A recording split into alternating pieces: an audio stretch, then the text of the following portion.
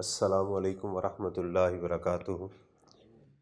Rabbi इश्रह ली सदरी व यस्सिर ली अमरी वहलुल उक़दतम मिन लिसानी यफ़क़हू क़ौली। आज हमारा टॉपिक है जी मेथड्स ऑफ अकाउंटिंग। इस मेथड ऑफ अकाउंटिंग का ताल्लुक़ किसके साथ है, पहले मैं आपको ये profit and loss account draw करता हूँ। हमारी लेट्स सपोज के हमारे पास सेल्स हैं, मैं यहाँ कर लेता हूँ लेट्स सपोज के 1000 की। इसमें हम लेस करते हैं cost of sales, less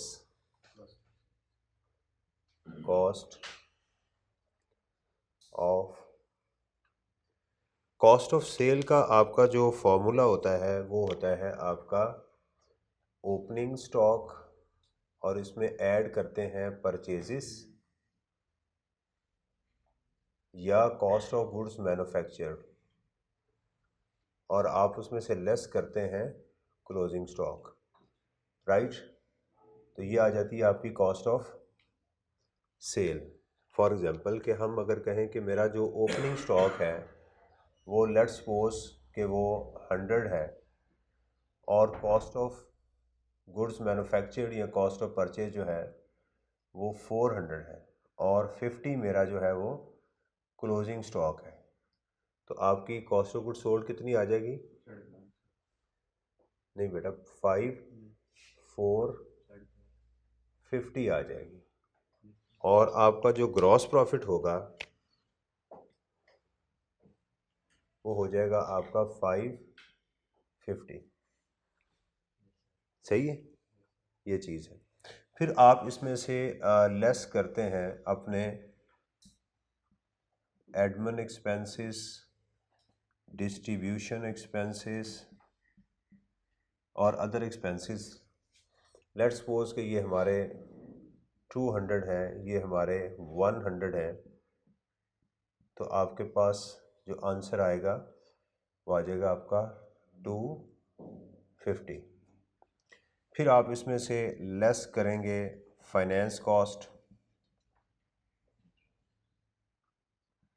let's suppose कि ये हमारे पास आ गई 50, और आप इसमें ऐड करेंगे other income.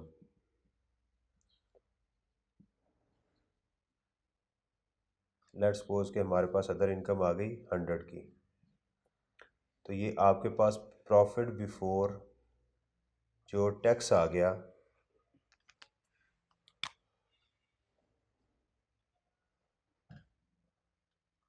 Profit before tax 300 आ गया। हमने अपने केस स्टडी के अंदर इसको एडजस्ट करके किस में कन्वर्ट करना होता है? टैक्सेबल बिजनेस इनकम के अंदर। टैक्सेबल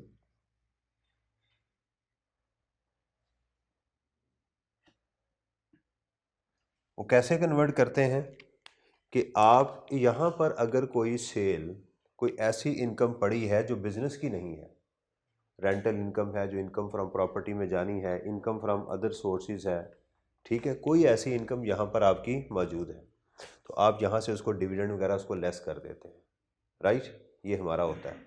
फिर हम इस अमाउंट को ऊपर वाले एक्सपेंसेस से एडजस्ट करते हैं। आपने कोई पेमेंट बैंकिंग के थ्रू नहीं की, कोई गलत डिप्रिसिएशन आपने चार्ज की है, सही करनी है, तो उसको जो माइनस हुई है उसको ऐड कर देते हैं। ठीक हो गया। हमारा आज का जो इशू है वो उसका ताल्लुक नॉर्मली सारे तकरीबन इसके साथ है कि ये जो हमारा ओपनिंग स्टॉक है और ये जो क्लोजिंग स्टॉक है उसके ऊपर उसने बात की है। पहली चीज़ तो लॉ हमें ये कहता है कि 1 साल का जो क्लोजिंग स्टॉक होगा वो दूसरे साल का ओपनिंग होगा। ये बात तो पहले आपने जहन में रखनी है। पहला पॉइंट क्या है? The closing stock of previous year shall be the opening stock of the next year. 1 साल का क्लोजिंग दूसरे साल का क्या होगा? ओपनिंग होगा। दूसरी वो जो बात हमें करता है कि आप मेथड ऑफ अकाउंटिंग कौन सा यूज कर सकते हैं। मेथड्स ऑफ अकाउंटिंग, हमारे पास दो मेथड हैं, एक है एक्रूवल, एक है कैश बेसिस।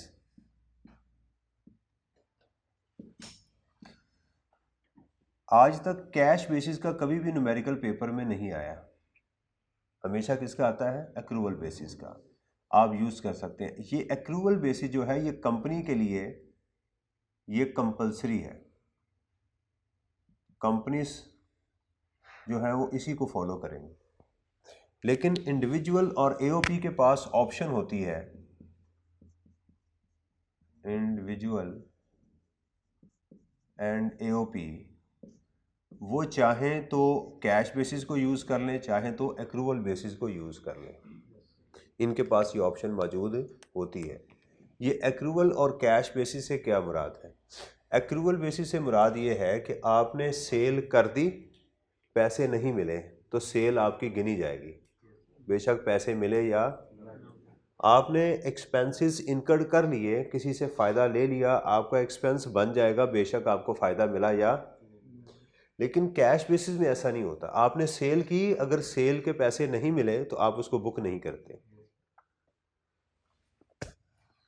ये मेथड इसलिए, ये मेथड नॉर्मली एओपीज यूज़ करती हैं, एओपीज कह रहा हूँ नॉन प्रॉफिट ऑर्गेनाइजेशंस, क्योंकि उनकी सेल नहीं होती।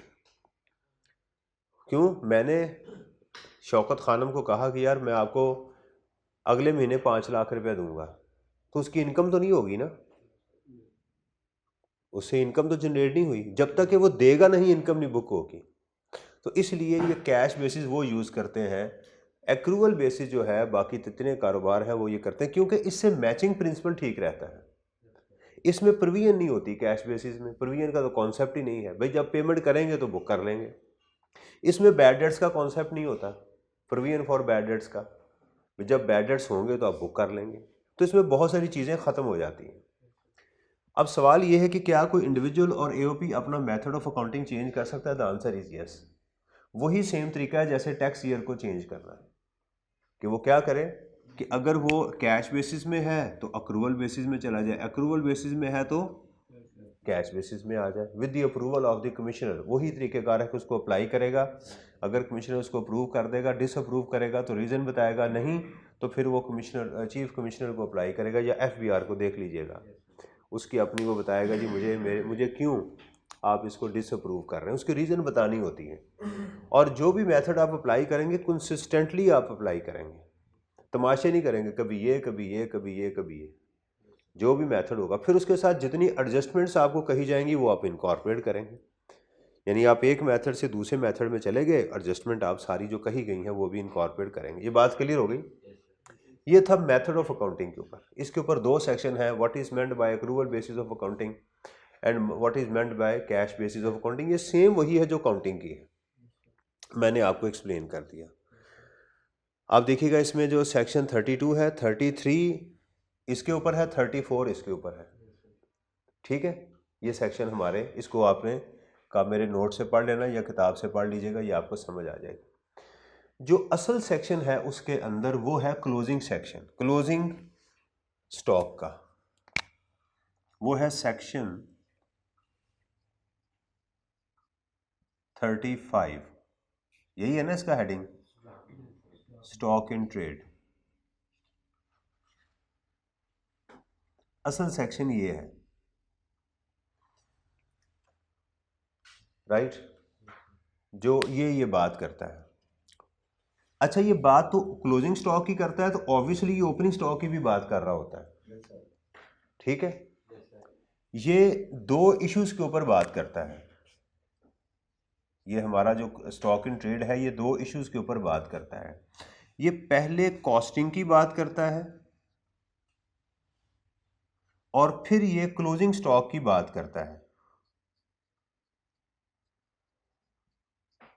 ये 2 इश्यूज के ऊपर बात करता है। यानी पहला जो इशू है वो ये कि आपने जब कोई चीज़ खरीदी है या आपने बनाई है, ये 2 फर्क है। जब आप चीज़ को खरीदते हैं तो आप उसको परचेजेस कहते हैं, और अगर आप मैन्युफैक्चरर हैं तो फिर आप परचेजिंग नहीं बल्कि क्या बोलते हैं उसको, कॉस्ट ऑफ गुड्स मैन्युफैक्चर्ड बोलते हैं। ये फ़र्क है दोनों में, ठीक है।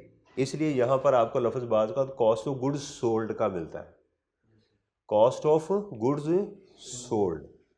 ये तकरीबन वही मैकेनिज्म है जो अकाउंटिंग में आप पढ़ते हैं। तो जब ये क्लोजिंग स्टॉक की बात करता है तो ऑटोमेटिकली ये ओपनिंग स्टॉक की भी बात कर रहा होता है, क्योंकि इसने शुरू में बता दिया कि 1 साल का क्लोजिंग दूसरे साल का क्या होगा। यहाँ तक आपको समझ आई कि नहीं? इस ओके, कोई सवाल नहीं? चलें अब हम इसके ऊपर बात करते हैं। ये कहता है कि जो आपका क्लोजिंग स्टॉक होता है, जो ये वाला है, ऑब्वियसली ये वाला, इसकी वैल्यूएशन कैसे होनी चाहिए। वो कहता है कॉस्ट और NRV whichever is lower of cost और net realisable value.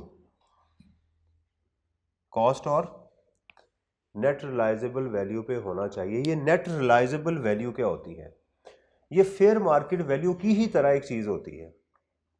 Net realisable value क्या होती है? फेयर मार्केट वैल्यू की ही तरह की एक चीज होती है। इसको क्या कहते हैं मैं आपको जरा समझाता हूं। Net realisable value, net realisable value क्या होती है? ये होती है आपकी जो एक्सपेक्टेड सेल हो उसकी minus further expenses, minus further expected expenditures. सही है? मिसाल के तौर के ऊपर मेरे पास मोबाइल है, मैं मोबाइल बेचता हूँ। इस मोबाइल के अंदर फ़र्ज़ करें कि इसकी स्क्रीन टूटी हुई है। मैं इसको कहता हूँ कि यार ये स्क्रीन टूट गई है, अगर मैं इसकी स्क्रीन लगवा दूँ तो ये 1 लाख रुपए का बिक जाएगा। कितने का? 1 लाख रुपए का ये बिक जाएगा। लेकिन सवाल ये है कि इसके ऊपर स्क्रीन मुझे और कितना खर्चा करना पड़ेगा। वो बनता है 10,000 रुपया। तो मैं कहूँगा माई NRV इज़ 90,000। यानी इस सेल को करने के लिए मुझे जो खर्चा करना पड़ रहा है, राइट, वो अगर मैं इसमें से माइनस करूं तो नेट जो रियलाइज होगी जो मुझे पैसे मिलेंगे वो 90,000 होंगे। ये NRV है। सही है? लॉ ये कहता है, मैंने कहा इधर रख दूँ वो स्क्रीन बाद में चेंज ही ना करवानी पड़ जाए। लॉ ये कहता है कि तुम्हारे पास कॉस्ट कौन सी है उसको NRV के साथ कंपेयर करो। किसके साथ करो? जो लोअर अमाउंट होगी वो बुक कर लो, जो लोअर अमाउंट होगी बुक कर लो। हमने उससे सवाल पूछा कि तुम कॉस्ट के ऊपर भी कोई बात करोगे? उसने कहा हाँ। उसने कहा कॉस्ट के लिए आप मेरे छोटे भाई से मिलें, वो ये आपको बताएगा कि कॉस्टिंग कैसे करनी है। यानी जब आपने सारा साल काम किया है वो कॉस्टिंग करनी कैसे है। समझ आई है? क्लियर हुई बात? अच्छा, कॉस्टिंग के लिए जब हमने इसके छोटे भाई से मिला तो उसने कहा जी मेरे पास 2 तरीक़ेकार हैं, उसमें से कोई एक तरीका आप अडॉप्ट कर लें। ठीक है? एक का नाम है एब्जॉर्प्शनल, दूसरा मार्जिनल। एक है एब्जॉर्प्शनल, एब्जॉर्प्शन, और दूसरा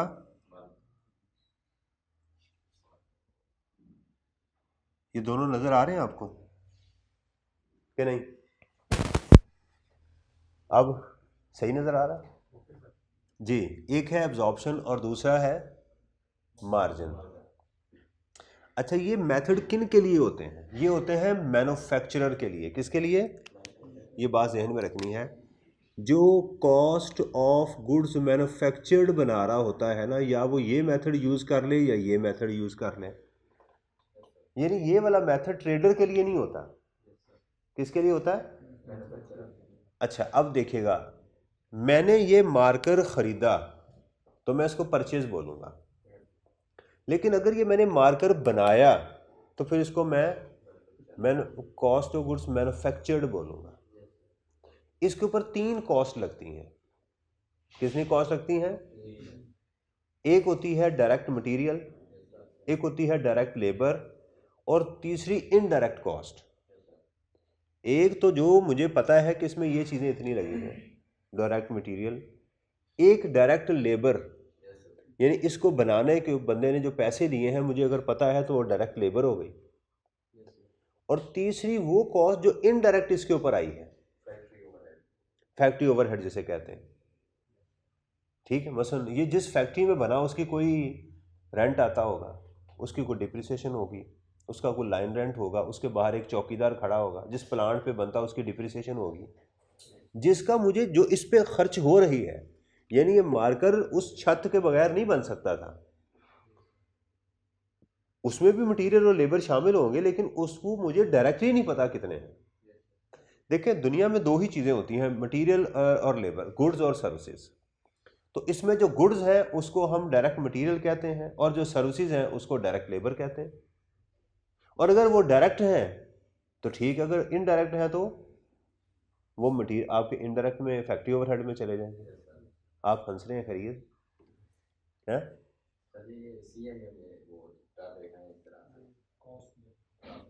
तो आप हंस क्यों रहे हैं? मैं गलत पढ़ा रहा हूँ है? अच्छा, हंसने की वजह मैं समझ रहा हूँ कि मैं ठीक पढ़ा रहा हूँ गलत पढ़ा रहा हूँ। अच्छा ठीक पढ़ा रहा हूँ, चले थैंक यू। तो उसमें होता है एक डायरेक्ट लेबर,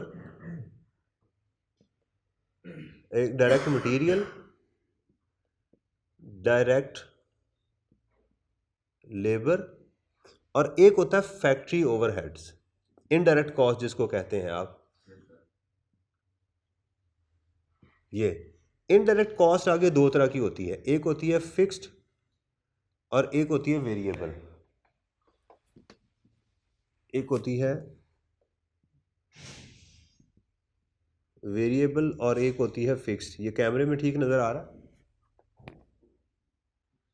ठीक है। फ़र्ज़ करें कि एक मटेरियल है, उसमें डायरेक्ट मटेरियल है 200 की, डायरेक्ट लेबर है 100 की, वेरिएबल कॉस्ट है 50 की और फिक्स कॉस्ट भी 50 की है। तो हमारी ये टोटल कॉस्ट कितनी हो गई? जब आप ऑल कॉस्ट को लगा लेंगे तो उसको एब्जॉर्प्शन कहेंगे, ऑल एब्जॉर्प्शन। याद रहेगा एग्जाम में, अगर आपको याद हो कि सर ने बताया था कि all direct material, direct labour and total factory overhead को डाल देंगे इसकी कॉस्ट में तो क्या बन जाएगा ये। लेकिन अगर आप इसमें डायरेक्ट मटेरियल, डायरेक्ट लेबर और वेरिएबल को डालें और फिक्स को छोड़ दें, फिक्स को फिक्स कर दें, इंग्लिश में कहते हैं फिक्स, इसको फिक्स करो ज़रा, उसको तो ठोको इसे, पंजाबी में क्या कहते हैं, ठोक दो इसे, यानी हटाओ इसके यहाँ से।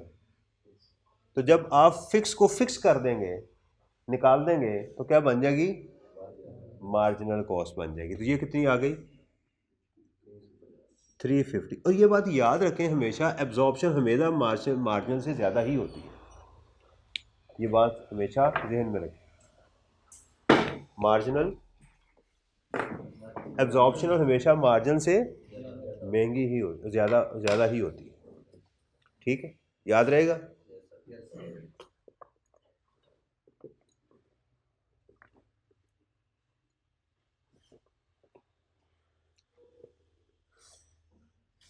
क्या समझ आई है?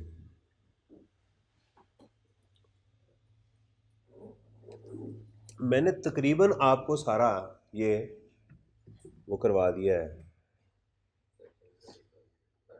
4 सेक्शन मैंने ये करवा दिए, ये सारे 4 सेक्शन मैंने आपको इंटीग्रेट कर दिए यहाँ पे।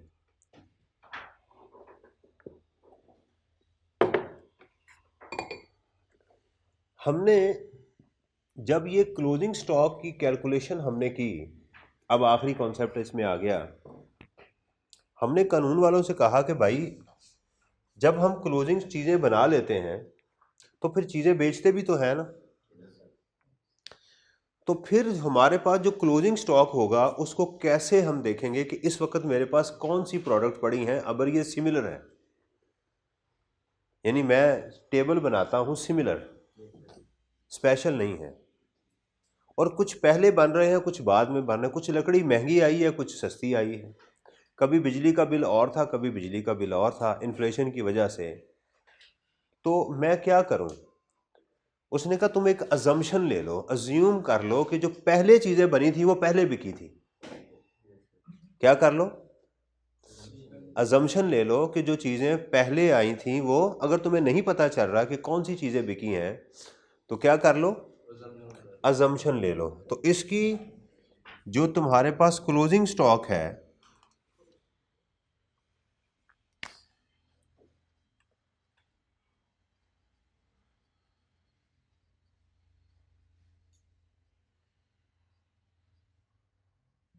अजम्पशन की दो आपके पास ऑप्शन है, या फाइफो कर लो या वेटेड एवरेज कर लो। इन अजम्पशन की बेस के ऊपर तुम ये वाला काम कर सकते हो। समझ आ गई?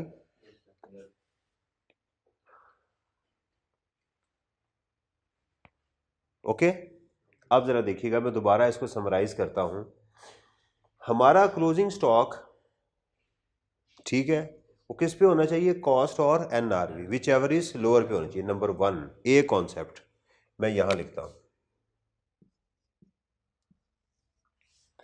बी कॉन्सेप्ट, हमारा जो क्लोजिंग स्टॉक है उसकी अजम्पशन में या फाइफो आप यूज करेंगे या वेटेड एवरेज यूज करेंगे।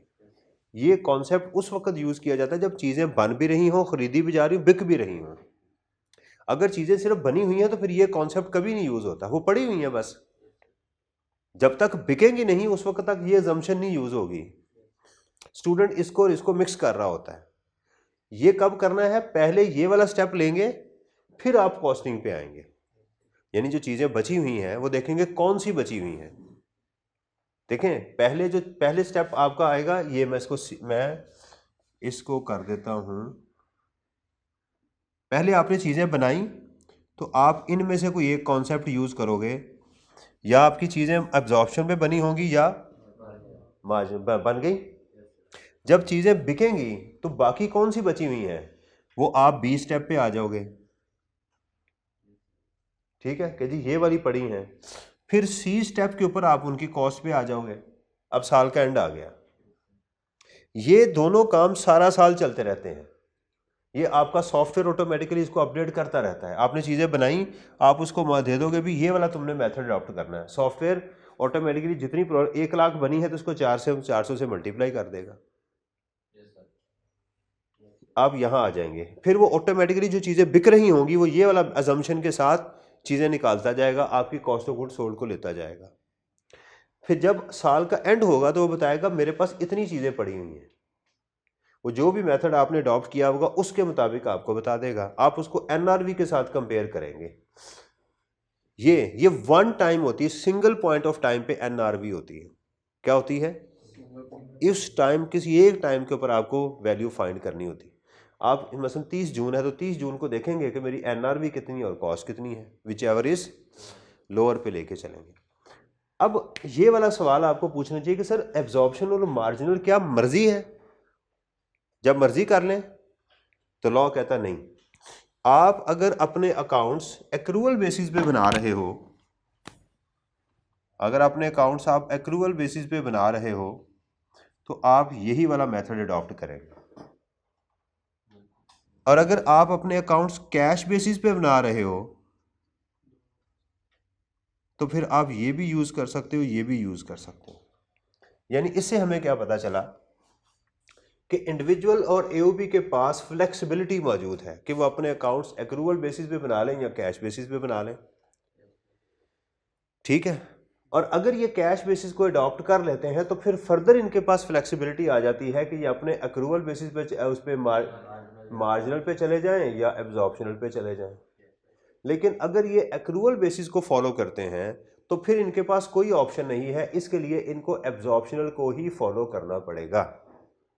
इसके लिए इसके पास ए एम दोनों मौजूद है, सुबह का टाइम इसके पास मौजूद है, ए एम एब्जॉर्प्शनल भी और मार्जिनल भी। क्लियर हुई बातें? समझ आ रही है? ये चीज़ें थी। अब आते हैं असल चीज़ के ऊपर कि इनका इम्पैक्ट हमारे सवाल के ऊपर क्या आएगा, हमें डेटा कैसे मिलेगा और उसका इम्पैक्ट क्या आएगा। अब मैं वो चीज़ करने लगा, सही है। अब आखिरी हम उसके अंदर जाने लगे हैं।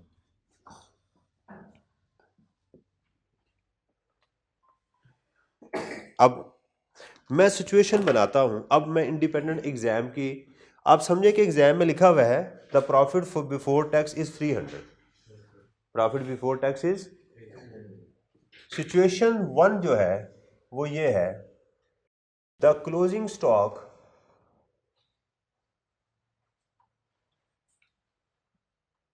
कॉस्ट हमारे पास जो है वो है उसकी जो कॉस्ट थी वो थी 50, ये मैं इसको ऐसे कहता हूं,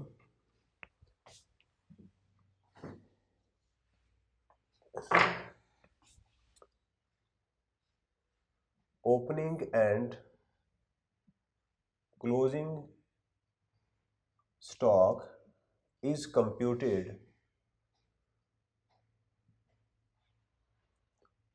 on the basis of cost, whereas their NRV of the opening stock and NRV of the closing stock is इसको हम कर देते हैं 80 and 40। कहता है कि ये जो ओपनिंग और क्लोजिंग स्टॉक है 100 और 50, ये किस बेस के ऊपर है? कॉस्ट के ऊपर, जबकि इसकी एनआरवी कितनी है? 80 और 40, और वो एग्जामिनर खामोश हो गया। ठीक है, अब हमने देखा कि कॉस्ट जो है इसकी कितनी होनी चाहिए? 100, विच एवर इज लोअर। असल में यहाँ कितना होना चाहिए था? 80, क्योंकि लोअर अमाउंट ये है ना, और यहाँ 50 की बजाय क्या होना चाहिए था? 40 होना चाहिए था। ये गलत है, ये क्या है? गलत है। लेकिन मुझे एडजस्ट इस अमाउंट को करना है, उसको नहीं ठोकना, इसको करना है। अच्छा, जो ओपनिंग स्टॉक होता है ना, इसका बिहेवियर एक्सपेंस की तरह होता है, और जो क्लोजिंग स्टॉक होता है इसका बिहेवियर इनकम की तरह होता है। यानी इसका बढ़ना आपके प्रॉफिट को बढ़ाएगा और इसका बढ़ना आपके प्रॉफिट को कम करेगा। ठीक है, अब हम करेंगे क्या? हम लिखेंगे एग्जाम में profit before tax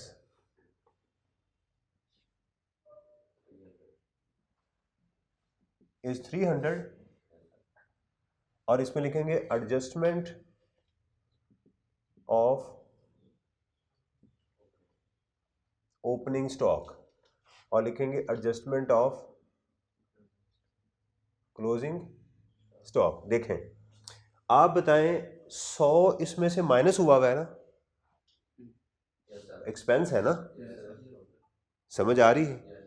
opening stock क्या होता है? एक्सपेंस। क्लोजिंग स्टॉक क्या होता है? इनकम। तो एक्सपेंस आपके प्रॉफिट को क्या करता है? कम करता है। इसने माइनस किया हुआ है ना इसे, तो क्या करेंगे? ऐड कर देंगे। हम करेंगे ऐड 100, और क्लोजिंग स्टॉक इसमें क्या हुआ है? ऐड। इसमें क्या हुआ है? इनकम है ना, समझ आ रही है? तो उसको क्या कर देंगे? लेस।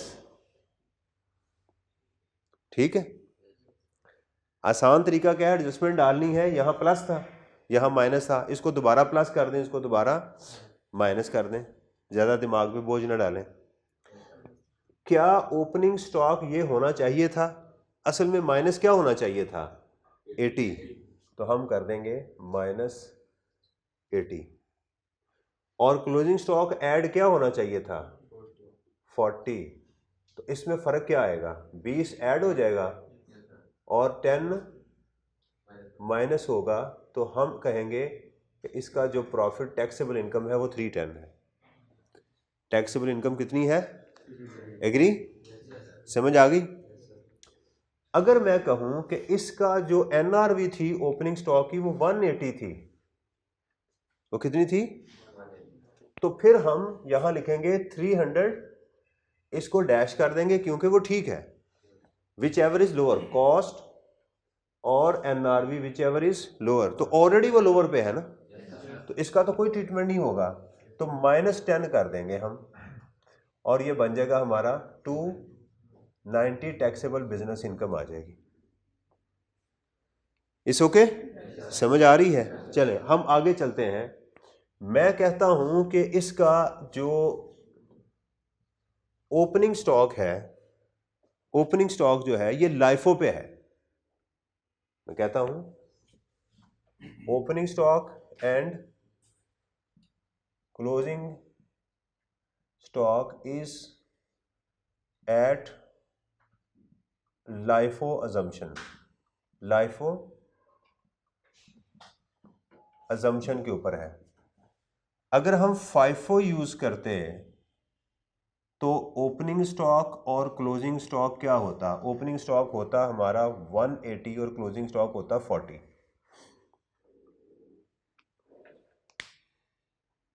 एग्जामिनर कहता है, अब इसको छोड़ दें, इसको भूल जाए, इसको आप भूल जाए। क्या कह रहा है कि जो आपका ओपनिंग और क्लोजिंग स्टॉक है वो किस पे कैलकुलेट हुआ हुआ है? लाइफो बेसिस यूज की गई है, जबकि क्या होनी चाहिए थी? फाइफो यूज होनी चाहिए थी। समझ आ रही है? अब जरा फर्क देखिएगा। अब इसका सॉल्यूशन कैसे होगा? हम लिखेंगे profit before tax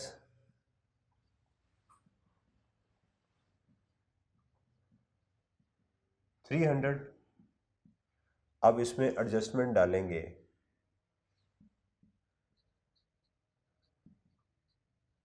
opening stock and closing stock.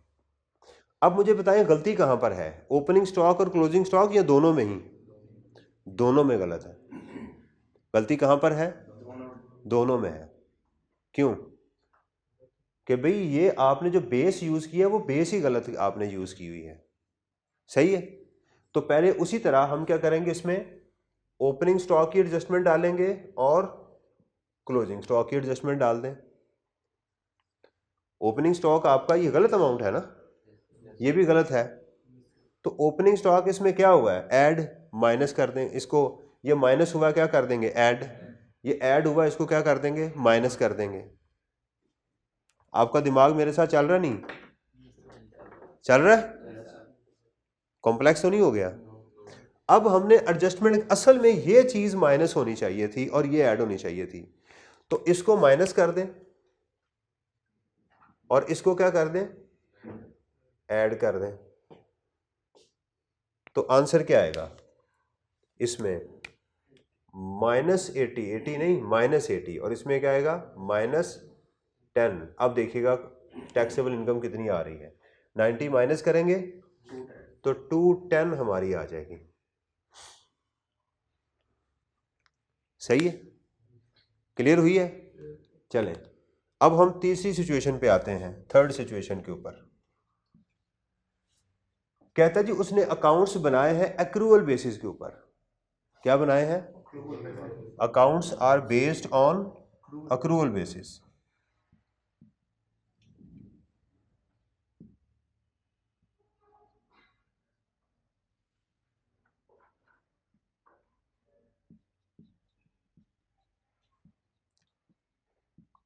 But the cost marginal costing method was used, marginal costing method was used। अगर आप अपने अकाउंट्स अक्रूवल पे बना रहे हैं तो आपको मेथड कौन सा यूज करना चाहिए था? एब्जॉर्प्शनल। आप क्या यूज कर रहे हैं? मार्जिनल। फिर वो आपको नीचे एग्जामिनर बताता है जबकि एब्जॉर्प्शन के ऊपर इसका जो ओपनिंग स्टॉक होता और क्लोजिंग स्टॉक वो कैसे होता है? वो कहता है जी ओपनिंग स्टॉक होता 120 पे और क्लोजिंग स्टॉक होता आपका 60 के ऊपर। अगर आप इसमें फिक्स कॉस्ट भी ऐड कर देते तो फिर ओपनिंग स्टॉक 100 की बजाय कितना होता? 120, और 50 की बजाय क्या होता? 60। मिसाल दे रहा हूं। अब आते हैं, अब देखें दोबारा इस सिचुएशन के ऊपर। इस सिचुएशन में देखें कि क्या आपका जो प्रॉफिट बिफोर टैक्स है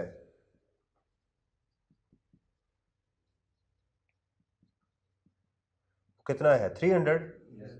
तो आपने एडजस्टमेंट डालनी है ओपनिंग स्टॉक की और क्लोजिंग स्टॉक। आपके ख्याल में क्या ओपनिंग स्टॉक ठीक है?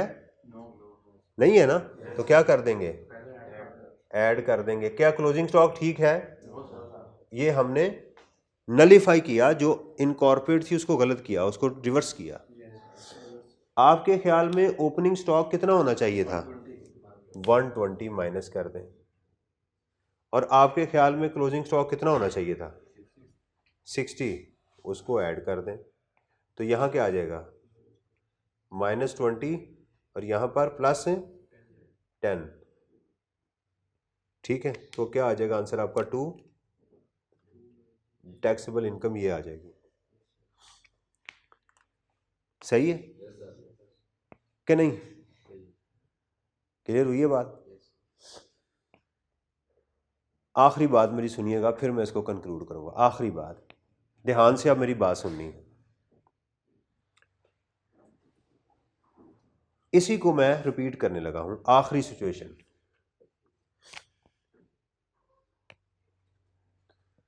फोर्थ,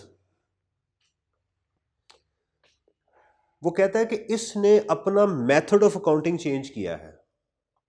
क्या किया है?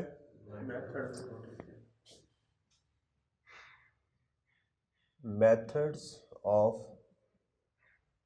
Accounting is change from cash basis to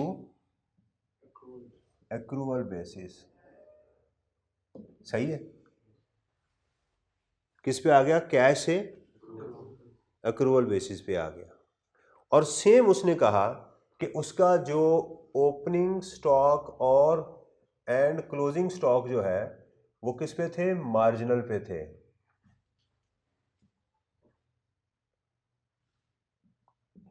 जबकि एब्जॉर्प्शन के अंदर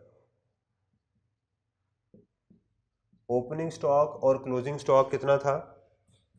120 और 60। 120 और 60। अब आपका पता चलेगा कि आप कितने मास्टर हैं। तो आ जाएगा प्रॉफिट बिफोर टैक्स 300 है। अब हम डालते हैं एडजस्टमेंट ओपनिंग स्टॉक और क्लोजिंग। अब आपका दोबारा सुनिएगा।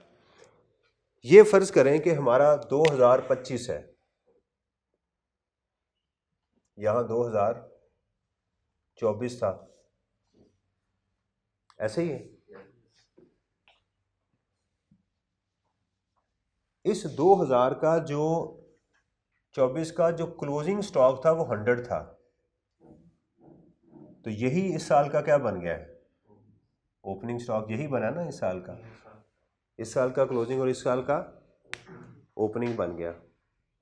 ठीक है, लेकिन इस साल में वो किस पे था?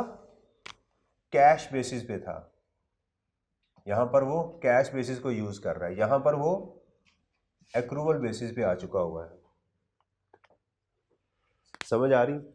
मुझे बताएं कि क्या इस साल वो अपने अकाउंट्स मार्जिनल बेसिस पे बना सकता था क्लोजिंग स्टॉक या नहीं?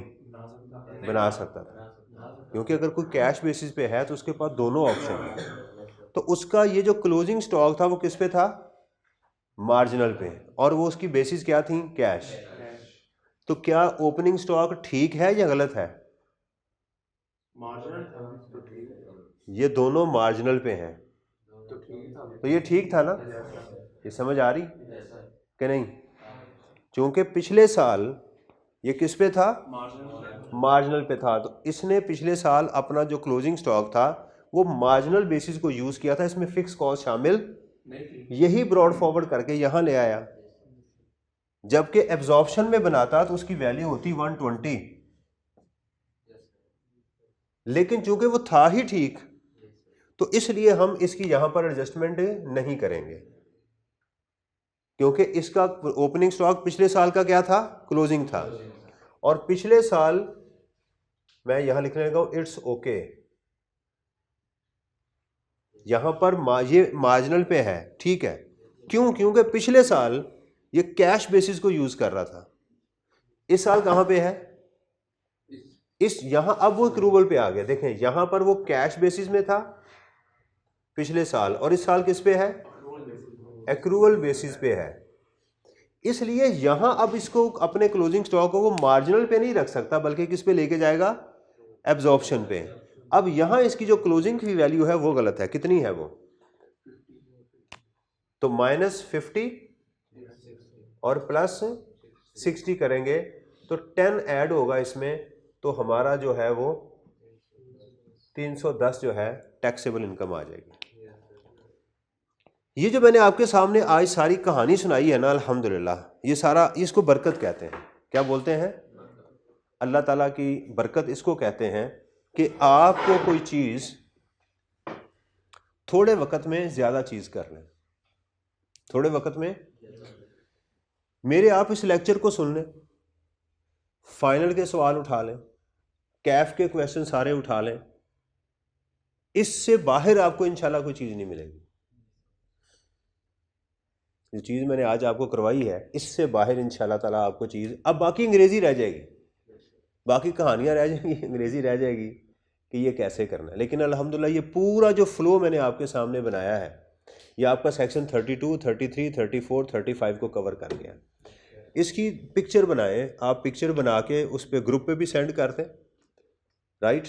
इसकी बना के तो मैं कोशिश करूँगा, इसके मैं नोट्स मैंने दिए हुए हैं, ठीक है, इसके नोट्स मैंने दिए हुए हैं, और इलस्ट्रेशन मैंने आपको 4 करवाई है। मैं इसको दोबारा रिवाइज करता हूँ, थ्रू आउट रिवीजन करता हूँ, लेकिन पहले इसको ज़रा नोट कर लें आप। अच्छा, आपने करना क्या है मेरा बेटा, आपने करना ये है, जो ऑनलाइन मुझे देख रहे हैं, आपने अपने हाथों से ये प्रॉफिट एंड लॉस अकाउंट बनाना है। जिस तरह से इसको कहते हैं फॉलो दी डॉटेड लाइंस, जैसे जैसे मैंने किया, जैसे मैंने इलस्ट्रेशन 1 बनाई, आपने वो इलस्ट्रेशन 1 हाथ से पूरी लिखनी है। दोबारा सुन लीजिएगा, बड़ा इंपॉर्टेंट पॉइंट है ये आज का। मैंने लिखा, पहले मैंने स्टेप 1 पे प्रॉफिट एंड लॉस अकाउंट बनाया। पहले आप इसको तस्वीर ले लें, फिर मैं आपको रिवाइज करता हूँ 10 मिनट में।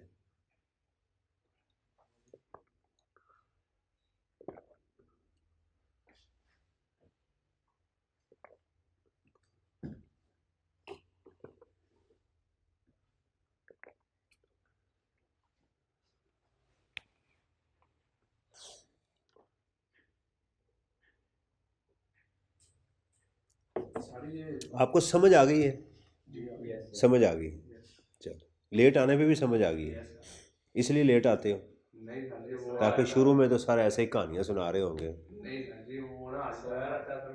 सुबह टाइम की क्लास नहीं ना होगी तो वो रूटीन सारे डिस्टर्ब हो गया, तो वो अलार्म कब का लगाते हैं हो गया सुबह। मेरी जिस दिन कोई भी क्लास ना हो, मैं फिर भी टाइम पे उठ जाता हूँ।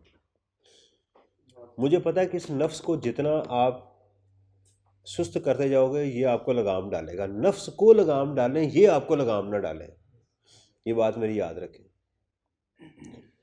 अब मैं शुरू करता हूं, जहां आपको इशू आए मेरे से आपने पूछते जाना। नंबर 1, मैंने लेक्चर के स्टार्ट में सबसे पहले प्रॉफिट एंड लॉस अकाउंट बनाया। आपने अपने हाथ से इसको बनाना है। सेल्स लिखनी है, opening stock, purchases, cost of goods, closing stock लिख के, क्लोजिंग स्टॉक माइनस करके gross profit, admin, distribution expenses, finance cost minus. इसका मकसद है बहुत बड़ा, जो आपने बनाना है, अपने हाथों लिखना है मेरा बेटा। ये सारा कल लेक्चर आपने इस तरह लिख के लाना है, मैं आपकी कॉपियों को देखूंगा। छुट्टी नहीं मार लेनी कि सर ने देखना इसलिए मैं छुट्टी मार लूँ, इसको हम हरामजदगी कहते हैं, ठीक है ना स्टूडेंट की। क्यों भाई, अपने माँ बाप के पैसे हराम कर रहा है तो हलाल की तो हरकत नहीं कर रहा ना। तो पहले ये बनाना है। फिर मैंने आपको बताया कि 1 साल का ये कॉन्सेप्ट है, 1 साल का क्लोजिंग स्टॉक, दूसरे साल का ओपनिंग स्टॉक होता है। कहानियां नहीं सुना रहा मैं, लॉ की चीज़ जो लॉ में लिखा है वो बता रहा हूँ। दूसरी चीज़ मैंने बताई कि कोई शख्स अपना मेथड ऑफ अकाउंटिंग कोई चूज़ कर सकता है, या अक्रूवल या कैश बेसिस। फिर मैंने आपको चीज़ बताई, जो कंपनीज होंगी वो सिर्फ अक्रूवल बेसिस को यूज़ करेंगी।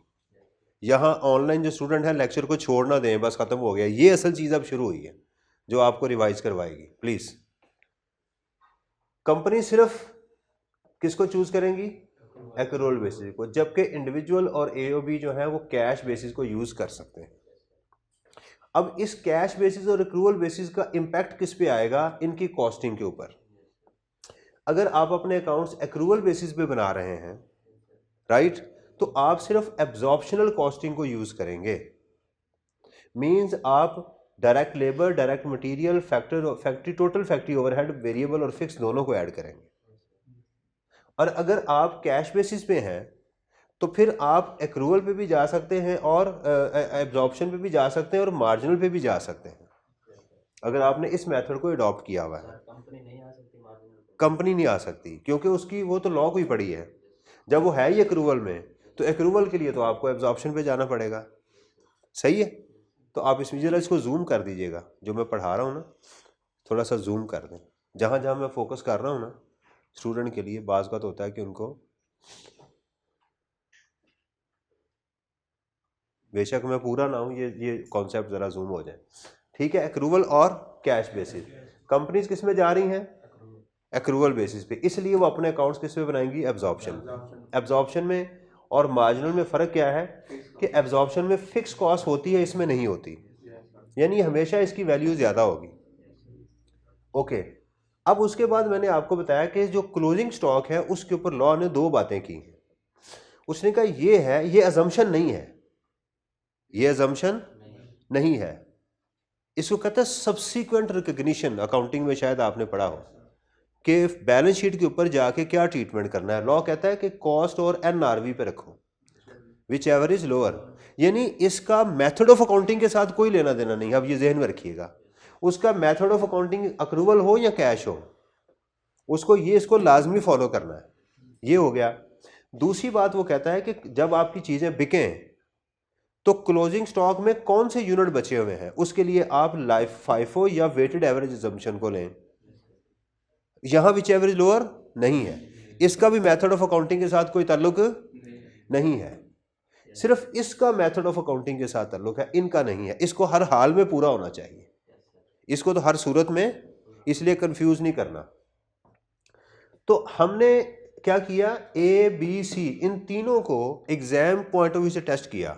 अच्छा, इसमें एक सवाल तो आपको ये मिल सकता है कि मिस्टर बी, मिस्टर ए या A B C limited, they wants to change their tax, their method of accounting.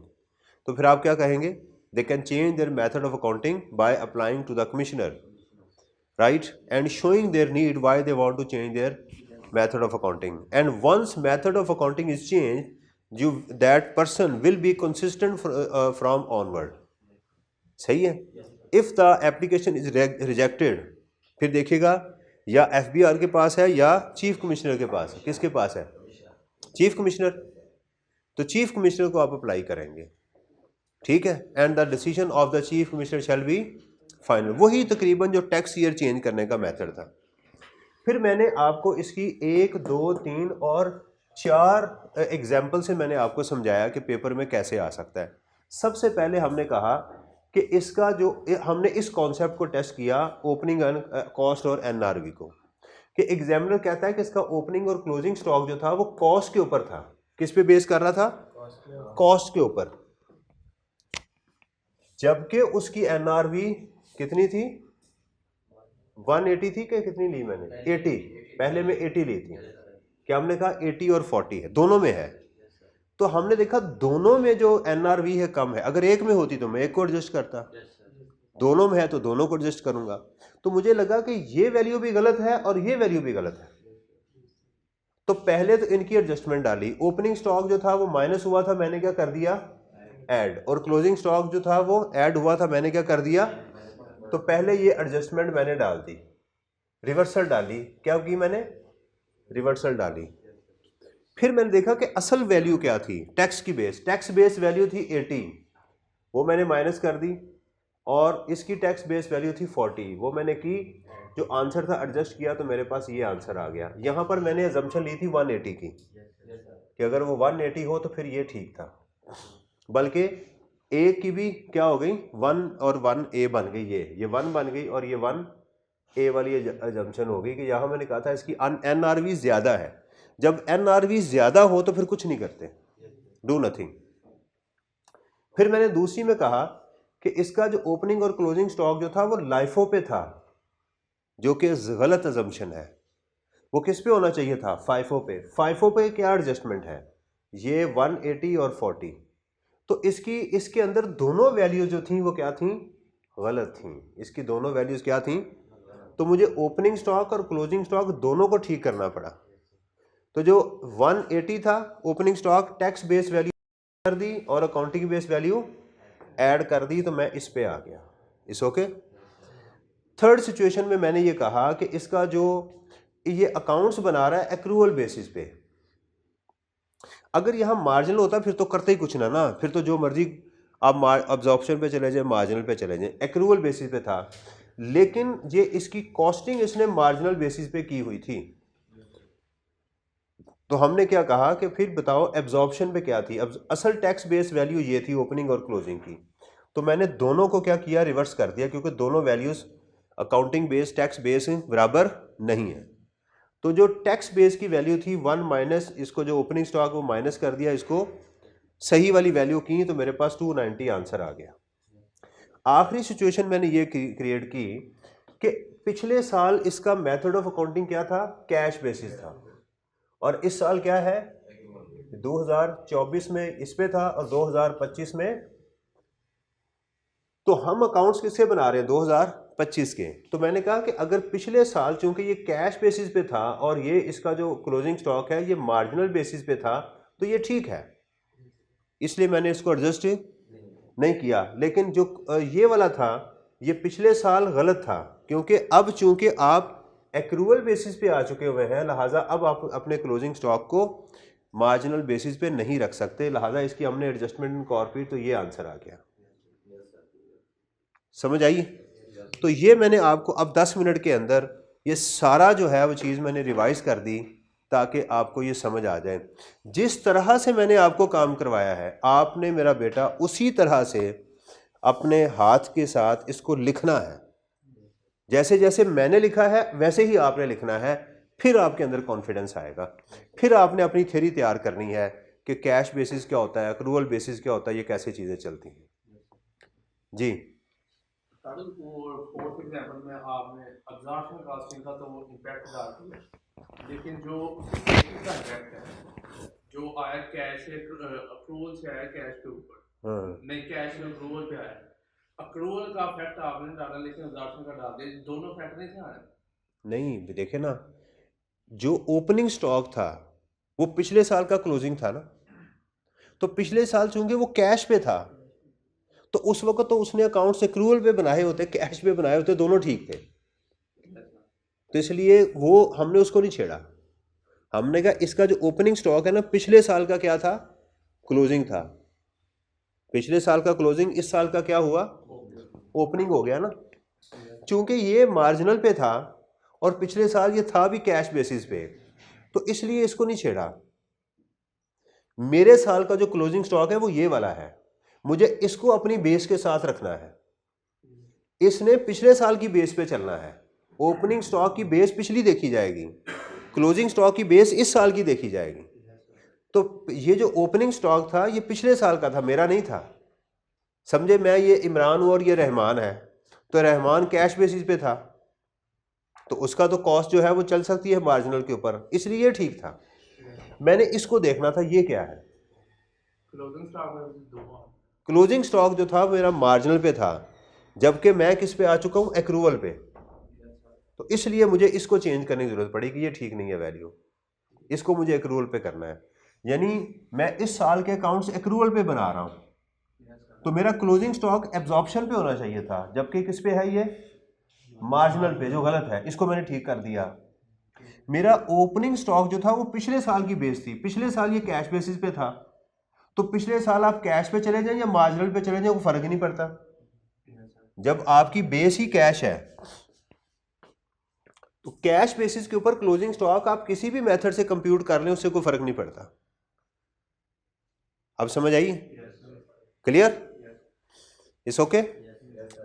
तो ये आज का हमारा जो कॉन्सेप्ट था, इसको आपने बार बार कह रहा हूं बेटा, जिस तरह से मैंने लिखा है वैसे ही लिखना है। फिर आपने अपने नोट्स को रीड करना है। पहला स्टेप ये, और उसके बाद अगला काम करेंगे। ठीक है जी। बिजनेस हमारा आज कंप्लीट हो गया अल्हम्दुलिल्लाह। बिजनेस आज हमारा कंप्लीट हो गया।